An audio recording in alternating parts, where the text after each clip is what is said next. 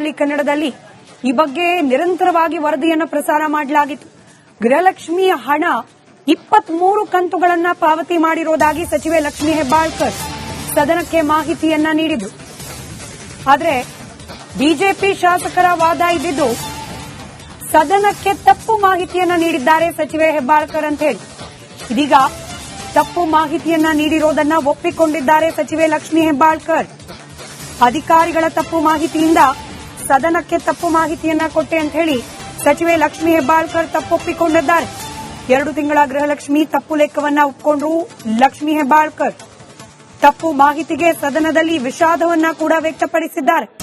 ಶೀಘ್ರವೇ ಬಾಕಿ ಇರುವ 2 ತಿಂಗಳ ಹಣ ಸಂದಾಯ ಆಗುತ್ತೆ ಅಂತ ಕೂಡ ಇದೇ ಸಂದರ್ಭದಲ್ಲಿ ಸಚಿವೆ ಹೇಳಿದ್ದಾರೆ.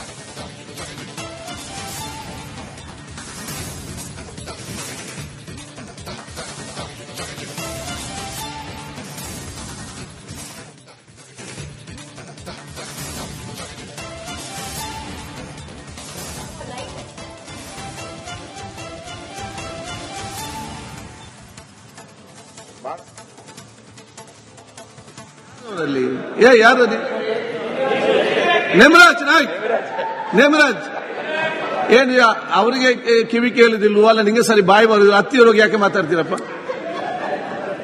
ಸನ್ಮಾನ್ಯ ಅಧ್ಯಕ್ಷರೇ, ಇದು ವಿಷಯಾಂತರ ಆಗೋದು ಬೇಡ. ಮಾನ್ಯ ಗೌರವಾನ್ವಿತ ಸಚಿವರು ಮಹಿಳೆ ಶೆಲ್ಟರ್ಗೆ ಹೋಗೋದು ಬೇಡ. ನಾನು ರೂಲ್ಸ್ ಬುಕ್ ಅನ್ನು ನೋಡಿದೆ. ಅಲ್ಲಲ್ಲ, ಅದು ಹೋಗೋದು ಬೇಡ. ಕರ್ತಕ್ಕೆ ಹೋಗಿದೆಯಲ್ಲ ಈಗ, ತೆಗೆಸ್ಬಿಡಿ. ಅದು ರೂಲ್ಸ್ ಬುಕ್ ಅಲ್ಲಿ ಎಲ್ಲೂ ಇಲ್ಲ. ಅದು ಮಹಿಳೆ ಪುರುಷ ಅನ್ನೋದು ಎಲ್ಲೂ ರೂಲ್ಸ್ ಬುಕ್ ಅಲ್ಲಿ ಇಲ್ಲ. ಅದನ್ನ ಮಂತ್ರಿ ಅಂತ ಇದ್ದಾರೆ ಅವರು, ಈಕ್ವಲ್ ಪುರುಷರ ಮಂತ್ರಿ ಏನಿದ್ದಾರೆ ಅಷ್ಟೇ ಈಕ್ವಲ್ ಸ್ಟೇಟಸ್. ಅದಕ್ಕಿಂತ ಇನ್ನು ಸ್ವಲ್ಪ ಜಾಸ್ತಿನೇ ಬೇಕಾದ್ರೆ ಸ್ಟೇಟಸ್ ಇದೆ. ಕಾನೂನಲ್ಲಿ ಎಲ್ಲೂ ಇಲ್ಲ. ಅದರಿಂದ ಅವರು ನಮ್ಮ ಪ್ರಶ್ನೆ ನಮ್ದು ಸಿಂಪಲ್ ಇತ್ತು. ನಾವು ಡಿ ಕೆ ಶಿವಕುಮಾರ್ ಅವರದ್ದು ಪಾರ್ಲಿಮೆಂಟ್ ಅಲ್ಲಿ ಅದೆಲ್ಲ ನಮ್ಗೆ ಸಂಬಂಧಪಟ್ಟಿಲ್ಲ. ಯಾಕಂದ್ರೆ ಪಾರ್ಲಿಮೆಂಟ್ ಅಲ್ಲಿ ಏನಾದ್ರೂ ಯಾರಾದ್ರೂ ಹಿಂಗೆ ಕಾಂಗ್ರೆಸ್ಗೆ ಏನಾನೋ ಉತ್ತರ ಹೇಳಿದ್ರೆ ಪಾರ್ಲಿಮೆಂಟ್ ಅಲ್ಲಿ ಬಿಜೆಪಿ ಸದಸ್ಯರು ಅಲ್ಲಿ ಡೆಲ್ಲಿಯಲ್ಲಿ ಉತ್ತರ ಹೇಳಿದ್ರೆ ಅವ್ರು ಕೇಳಕ್ ರೈಟ್ಸ್ ಇದ್ದೇ ಇರ್ತದೆ. ಅಲ್ಲಿ ಅವ್ರ ಪ್ರಶ್ನೆ ಮಾಡ್ಕೊಳ್ಳಿ, ನಂದೇನು ಸಮಸ್ಯೆ ಇಲ್ಲ. ನಾವು ಇಲ್ಲಿ ಸದನದಲ್ಲಿ ಆಗಿರೋದು ಕೇಳಿರೋದು, ಆಚೆದು ಯಾವುದೂ ಇಲ್ಲ. ನರೇಗಾನೂ ಇಲ್ಲ, ಯಾವ ಏಗಾನೂ ಇಲ್ಲ ನಮ್ಮ ಹತ್ರ. ನಮ್ದು ಸದನದಲ್ಲಿ ಆಗಿರುವಂತ ಪ್ರಶ್ನೆಗೆ ನಾವು ಕೇಳಿದ್ವಿ. ಸಿಂಪಲ್ ಪ್ರಶ್ನೆ, ಸಿಂಪಲ್ ಆನ್ಸರ್, ಮುಗ್ದೋಗಿತ್ತು. ಅದಕ್ಕೆ ಏನೇನೋ ಆಗಿದೆ. ಅದಕ್ಕೆ ದಯವಿಟ್ಟು ನೋಡಿ, ನಮಗೆ ಅವರ ಉತ್ತರ ಕೊಟ್ಟಿರುವಂತದ್ದು ನಮಗೆ ಸರಿ ಇಲ್ಲ. ಮತ್ತೆ 2 ತಿಂಗಳು ಯಾವಾಗ ಆಗ್ತೀನಿ ಅನ್ನೋದು ಉತ್ತರನೂ ಬಂದಿಲ್ಲ. ಮತ್ತೆ ಅವರು ಈ ಕಡತದಿಂದ ನೀವು ತೆಗೆಸಾಕಕ್ಕೂ ನೀವು ಒಪ್ತಾ ಇಲ್ಲ. ಅದರಿಂದ ಇದು ಸರಿ ಇಲ್ಲ. ಸದನ ನಾವು ವಾಕೌಟ್ ಮಾಡ್ತಾ ಇರೋದು.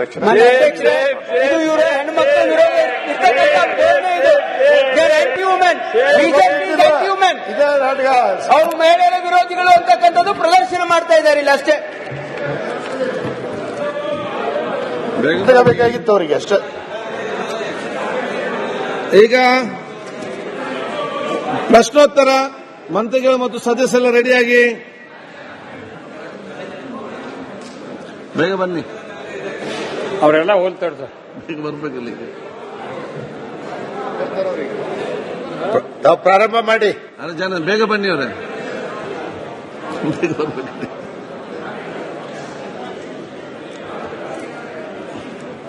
ಗೃಹಲಕ್ಷ್ಮಿಯ ವಿಚಾರವಾಗಿ ಒಂದು ಪ್ರಶ್ನೆಯನ್ನ ಕೇಳಿದ್ರು.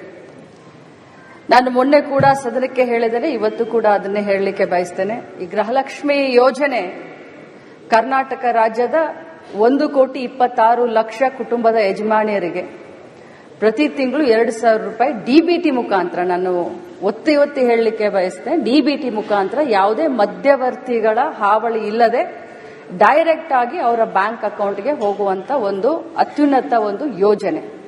ಈ ಕರ್ನಾಟಕದಲ್ಲಿ ಗೃಹಲಕ್ಷ್ಮಿ ಯೋಜನೆಯನ್ನ ಪ್ರಾರಂಭ ಮಾಡಿದ ಮೇಲೆ ದೇಶದ ಪ್ರತಿಯೊಂದು ರಾಜ್ಯದಲ್ಲಿ ಇದನ್ನ ಒಂದು ಮಾಡೆಲ್ ಆಗಿ ಯೂಸ್ ಮಾಡಿಕೊಂಡು ಇದು ಬಹಳಷ್ಟು ಯಶಸ್ವಿಯಾದಂತ ಯೋಜನೆ ಅಂತ ನಾನು ಹೇಳಲಿಕ್ಕೆ ಬಯಸ್ತೇನೆ. ನಾನು ಮೊನ್ನೆ ಕೂಡ ಸದನಕ್ಕೆ ಒಂದು ಮಾತನ್ನ ಹೇಳಿದೆ. ಇಲ್ಲಿಯವರೆಗೆ 23 ಕಂತುಗಳನ್ನು ಹಾಕಿದ್ದೇವೆ. 46,000 ರೂಪಾಯಿಗಳು ಒಬ್ಬೊಬ್ಬ ಮನೆಯ ಯಜಮಾನಿಗೆ 1,26,00,000 ಮನೆಯ ಯಜಮಾನಿಗಳ ಕುಟುಂಬದ ಯಜಮಾನಿಗಳಿಗೆ ಸಿಕ್ಕಿದೆ ಅಂತ ಮೊನ್ನೆ ಕೂಡ ನಾನು ಹೇಳಿದ್ದೀನಿ. ಈ ಹೇಳುವಂತ ಸಂದರ್ಭದಲ್ಲಿ ಪದೇ ಅವರು ಹೇಳ್ತಾ ಇದ್ರು, ನನಗೆ ಮಾರ್ಚ್ ಮತ್ತು ಫೆಬ್ರವರಿ ಮತ್ತು ಮಾರ್ಚ್ ಬಂದಿಲ್ಲ ಅಂತ ಹೇಳ್ತಾ ಇದ್ರು ಸದಸ್ಯರು.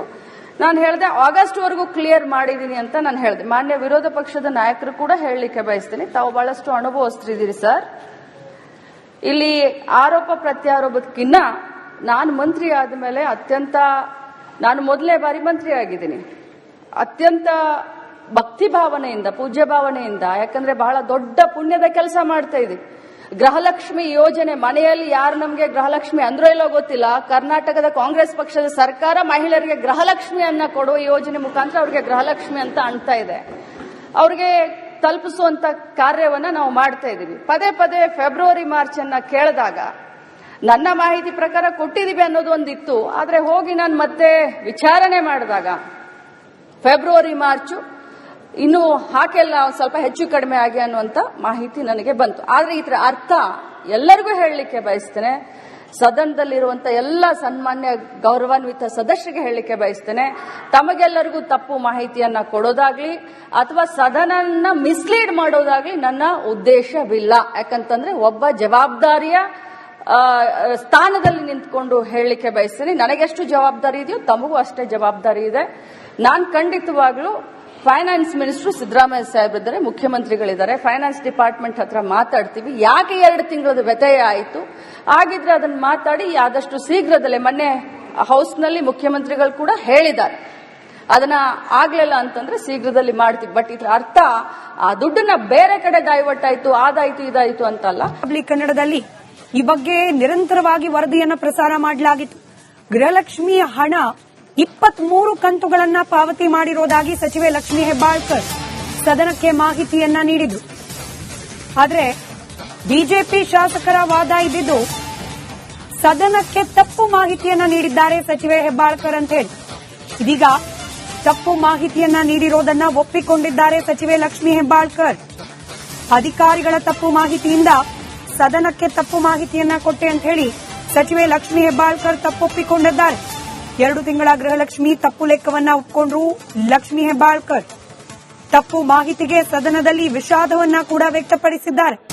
ಶೀಘ್ರವೇ ಬಾಕಿ ಇರುವ 2 ತಿಂಗಳ ಹಣ ಸಂದಾಯ ಆಗುತ್ತೆ ಅಂತ ಕೂಡ ಇದೇ ಸಂದರ್ಭದಲ್ಲಿ ಸಚಿವೆ ಹೇಳಿದ್ದಾರೆ.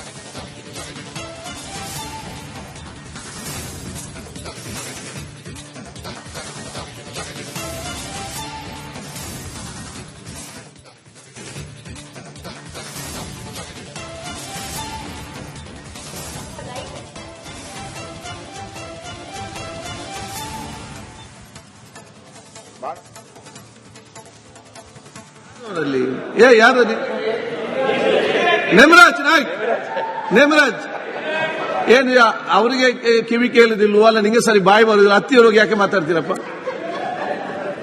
ಸನ್ಮಾನ್ಯ ಅಧ್ಯಕ್ಷರೇ, ಇದು ವಿಷಯಾಂತರ ಆಗೋದು ಬೇಡ. ಮಾನ್ಯ ಗೌರವಾನ್ವಿತ ಸಚಿವರು ಮಹಿಳೆ ಶೆಲ್ಟರ್ಗೆ ಹೋಗೋದು ಬೇಡ. ನಾನು ರೂಲ್ಸ್ ಬುಕ್ ಅನ್ನು ನೋಡಿದೆ. ಅಲ್ಲಲ್ಲ, ಅದು ಹೋಗೋದು ಬೇಡ, ಕರ್ತಕ್ಕೆ ಹೋಗಿದೆಯಲ್ಲ ಈಗ, ತೆಗೆಸ್ಬಿಡಿ. ಅದು ರೂಲ್ಸ್ ಬುಕ್ ಅಲ್ಲಿ ಎಲ್ಲೂ ಇಲ್ಲ. ಅದು ಮಹಿಳೆ ಪುರುಷ ಅನ್ನೋದು ಎಲ್ಲೂ ರೂಲ್ಸ್ ಬುಕ್ ಅಲ್ಲಿ ಇಲ್ಲ. ಅದನ್ನ ಮಂತ್ರಿ ಅಂತ ಇದ್ದಾರೆ ಅವರು, ಈಕ್ವಲ್ ಪುರುಷರ ಮಂತ್ರಿ ಏನಿದ್ದಾರೆ ಅಷ್ಟೇ ಈಕ್ವಲ್ ಸ್ಟೇಟಸ್. ಅದಕ್ಕಿಂತ ಇನ್ನು ಸ್ವಲ್ಪ ಜಾಸ್ತಿನೇ ಬೇಕಾದ್ರೆ ಸ್ಟೇಟಸ್ ಇದೆ, ಕಾನೂನಲ್ಲಿ ಎಲ್ಲೂ ಇಲ್ಲ. ಅವರು ನಮ್ಮ ಪ್ರಶ್ನೆ ನಮ್ದು ಸಿಂಪಲ್ ಇತ್ತು. ನಾವು ಡಿ ಕೆ ಶಿವಕುಮಾರ್ ಅವರದ್ದು ಪಾರ್ಲಿಮೆಂಟ್ ಅಲ್ಲಿ ಅದೆಲ್ಲ ನಮ್ಗೆ ಸಂಬಂಧಪಟ್ಟಿಲ್ಲ. ಯಾಕಂದ್ರೆ ಪಾರ್ಲಿಮೆಂಟ್ ಅಲ್ಲಿ ಯಾರಾದ್ರೂ ಹಿಂಗೆ ಕಾಂಗ್ರೆಸ್ಗೆ ಏನಾನೋ ಉತ್ತರ ಹೇಳಿದ್ರೆ, ಪಾರ್ಲಿಮೆಂಟ್ ಅಲ್ಲಿ ಬಿಜೆಪಿ ಸದಸ್ಯರು ಅಲ್ಲಿ ಡೆಲ್ಲಿಯಲ್ಲಿ ಉತ್ತರ ಹೇಳಿದ್ರೆ ಅವ್ರು ಕೇಳಕ್ ರೈಟ್ಸ್ ಇದ್ದೇ ಇರ್ತದೆ. ಅಲ್ಲಿ ಅವ್ರ ಪ್ರಶ್ನೆ ಮಾಡ್ಕೊಳ್ಳಿ, ನಂದೇನು ಸಮಸ್ಯೆ ಇಲ್ಲ. ನಾವು ಇಲ್ಲಿ ಸದನದಲ್ಲಿ ಆಗಿರೋದು ಕೇಳಿರೋದು, ಆಚೆದು ಯಾವುದೂ ಇಲ್ಲ. ನರೇಗಾನೂ ಇಲ್ಲ, ಯಾವ ಏಗಾನೂ ಇಲ್ಲ ನಮ್ಮ ಹತ್ರ. ನಮ್ದು ಸದನದಲ್ಲಿ ಆಗಿರುವಂತ ಪ್ರಶ್ನೆಗೆ ನಾವು ಕೇಳಿದ್ವಿ. ಸಿಂಪಲ್ ಪ್ರಶ್ನೆ, ಸಿಂಪಲ್ ಆನ್ಸರ್, ಮುಗ್ದೋಗಿತ್ತು. ಅದಕ್ಕೆ ಏನೇನೋ ಆಗಿದೆ. ಅದಕ್ಕೆ ದಯವಿಟ್ಟು ನೋಡಿ, ನಮಗೆ ಅವರ ಉತ್ತರ ಕೊಟ್ಟಿರುವಂತದ್ದು ನಮಗೆ ಸರಿ ಇಲ್ಲ. ಮತ್ತೆ 2 ತಿಂಗಳು ಯಾವಾಗ ಆಗ್ತೀನಿ ಅನ್ನೋದು ಉತ್ತರನೂ ಬಂದಿಲ್ಲ. ಮತ್ತೆ ಅವರು ಈ ಕಡತದಿಂದ ನೀವು ತೆಗೆಸಾಕಕ್ಕೂ ನೀವು ಒಪ್ತಾ ಇಲ್ಲ. ಅದರಿಂದ ಇದು ಸರಿ ಇಲ್ಲ. ಸದನ ನಾವು ವಾಕೌಟ್ ಮಾಡ್ತಾ ಇರೋದು ಅಧ್ಯಕ್ಷ.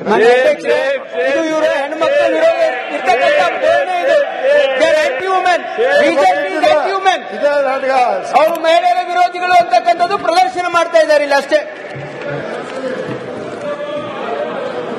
ಬೇಕಾಗಿತ್ತು ಅವರಿಗೆ ಅಷ್ಟೇ. ಈಗ ಪ್ರಶ್ನೋತ್ತರ ಮಂತ್ರಿಗಳು ಮತ್ತು ಸದಸ್ಯರೆಲ್ಲ ರೆಡಿಯಾಗಿ ಬೇಗ ಬನ್ನಿ, ಅವರೆಲ್ಲ ಹೋಲ್ತಾರೆ ಸರ್. ಬೇಗ ಬರ್ಬೇಕಲ್ಲ ಈಗ. ತಾವು ಪ್ರಾರಂಭ ಮಾಡಿ. ಅಲ್ಲ ಜನ ಬೇಗ ಬನ್ನಿ ಅವರೇ, ಬೇಗ ಬರ್ಬೇಕು.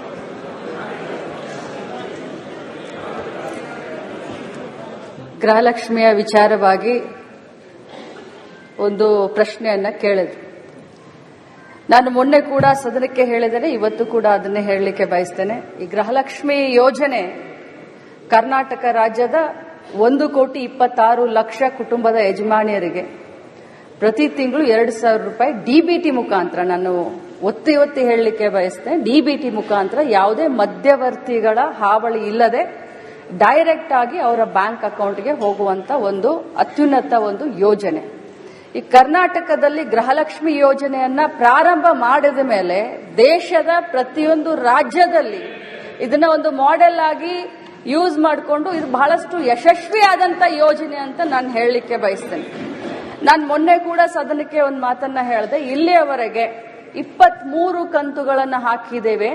46,000 ರೂಪಾಯಿಗಳು ಒಬ್ಬೊಬ್ಬ ಮನೆಯ ಯಜಮಾನಿಗೆ 1,26,00,000 ಮನೆಯ ಯಜಮಾನಿಗಳಿಗೆ, ಕುಟುಂಬದ ಯಜಮಾನಿಗಳಿಗೆ ಸಿಕ್ಕಿದೆ ಅಂತ ಮೊನ್ನೆ ಕೂಡ ನಾನು ಹೇಳಿದ್ದೀನಿ.